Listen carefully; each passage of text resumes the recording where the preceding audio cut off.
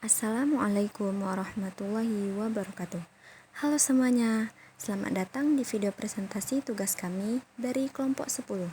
Adapun anggota kelompok kami yaitu Aulia Safitri, Betty Indriani, Noviana Koniah, Septiani Indasari, dan Niltri Nurafridesni. Pada kesempatan kali ini, kami akan membahas tentang program monitoring dan evaluasi supervisi pendidikan. Semoga video ini dapat memberikan informasi dan menambah wawasan bagi kita semua. Selamat menyaksikan.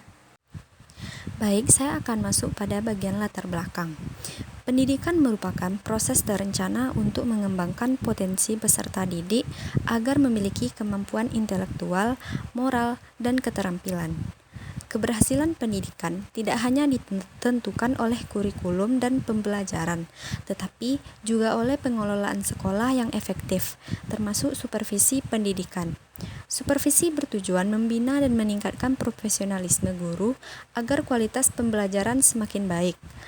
Agar pelaksanaannya berjalan efektif dan terukur, diperlukan program monitoring dan evaluasi yang sistematis. Monitoring dan evaluasi membantu memastikan supervisi berjalan sesuai tujuan, mengidentifikasi kendala, serta menjadi dasar perbaikan guna meningkatkan mutu pendidikan secara keseluruhan. Selanjutnya, pengertian program monitoring dan evaluasi supervisi pendidikan. Program monitoring dan evaluasi supervisi pendidikan merupakan perencanaan sistematis untuk memantau dan menilai pelaksanaan supervisi di sekolah. Monitoring bertujuan memastikan kegiatan berjalan sesuai rencana, sedangkan evaluasi menilai tingkat keberhasilan dan menentukan langkah perbaikan. Pelaksanaannya harus berprinsip objektif, sistematis, berkelanjutan, dan konstruktif. Melalui tahapan yang terencana, program ini membantu meningkatkan profesionalisme guru serta mutu pembelajaran di sekolah. Selanjutnya, tujuan dan fungsi monitoring serta evaluasi supervisi pendidikan. Yang pertama yaitu memastikan pelaksanaan supervisi sesuai rencana dan prosedur. Yang kedua, mengidentifikasi hambatan dalam proses supervisi. Yang ketiga, menilai keberhasilan supervisi dalam meningkatkan kualitas pembelajaran.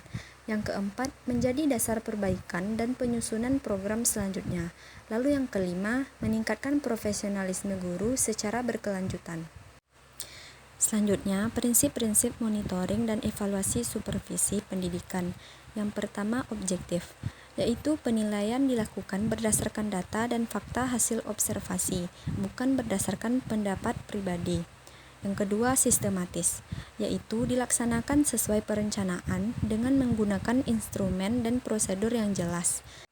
Yang ketiga, berkelanjutan, yaitu dilakukan secara rutin untuk melihat perkembangan kinerja guru dari waktu ke waktu. Yang keempat, konstruktif, yaitu bertujuan memberikan pembinaan dan solusi perbaikan sehingga guru termotivasi untuk meningkatkan kualitas pembelajaran. Lalu yang kelima, partisipatif, yaitu melibatkan kepala sekolah, guru, dan pengawas agar tercipta kerjasama dan komitmen bersama. Ada beberapa langkah penyusunan program monitoring dan evaluasi supervisi pendidikan. Yang pertama yaitu menentukan tujuan, menetapkan sasaran monitoring dan evaluasi sesuai kebutuhan sekolah. Yang kedua, menyusun rencana program, meliputi jadwal pelaksanaan, sasaran supervisi, dan pembagian tugas tim. Yang ketiga, menyusun instrumen, seperti lembar observasi dan format penilaian yang sesuai dengan tujuan. Yang keempat, melaksanakan monitoring dan evaluasi melalui observasi kelas, penilaian dokumen, dan diskusi dengan guru. Yang kelima, mengolah dan menganalisis data untuk mengetahui kelebihan dan kekurangan pelaksanaan supervisi. Dan yang keenam, menyusun laporan dan tindak lanjut berupa rekomendasi perbaikan atau program pembinaan lanjutan. Selanjutnya ada kendala dan juga solusi dalam pelaksanaan program monitoring dan evaluasi supervisi pendidikan. Yang pertama adalah keterbatasan waktu. Karena banyaknya tugas kepala sekolah dan pengawas, solusinya menyusun jadwal terstruktur dan membentuk tim supervisi. Yang kedua, kurangnya pemahaman tentang supervisi, sehingga guru merasa diawasi. Solusinya memberikan pemahaman bahwa supervisi bersifat pembinaan. Yang ketiga, keterbatasan instrumen, sehingga hasil evaluasi kurang akurat. Solusinya menyusun dan mengembangkan instrumen sesuai kebutuhan sekolah. Yang keempat, kurangnya tindak lanjut. Hasil evaluasi tidak dimanfaatkan secara optimal. Solusinya menjadikan hasil evaluasi sebagai dasar program pembinaan lanjutan. Lalu yang kelima, resistensi guru. Muncul rasa cemas atau kurang terbuka. Solusinya yaitu membangun komunikasi yang harmonis dan suasana yang mendukung.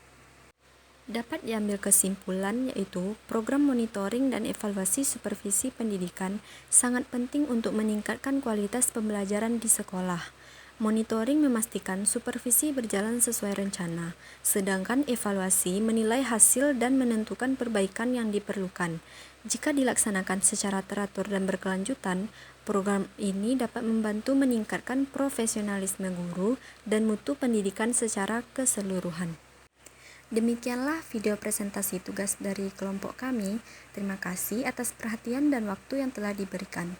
Semoga materi yang kami sampaikan dapat bermanfaat dan menambah wawasan bagi kita semua.